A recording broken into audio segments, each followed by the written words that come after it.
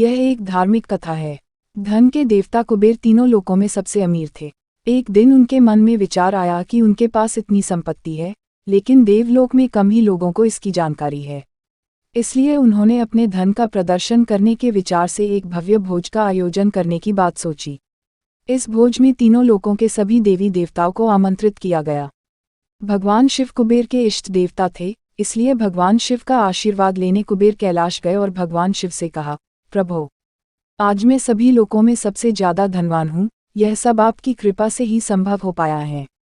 अपने निवास पर एक बड़े भोज का आयोजन करने जा रहा हूँ, कृपया आप परिवार सहित भोज में पधार कर मुझे अपनी कृपा से अनुग्रहित करें।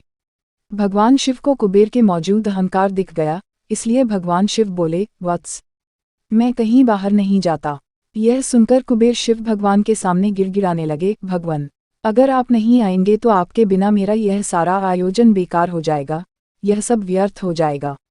तब शिव जी ने कहा, एक उपाय है, मैं अपने छोटे बेटे गणेश को तुम्हारे भोज में जाने को कह दूंगा। कुबेर संतुष्ट होकर लौट आए। नियत समय पर कुबेर ने अपने निवास में भव्य भोज का आयोजन किया। सभी लोगों के देवता असुर पहुंच चुके थे।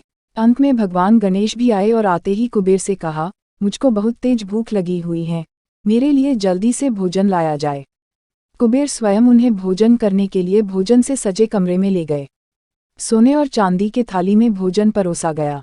कुछ देर बाद ही परोसा गया सारा भोजन खत्म हो गया।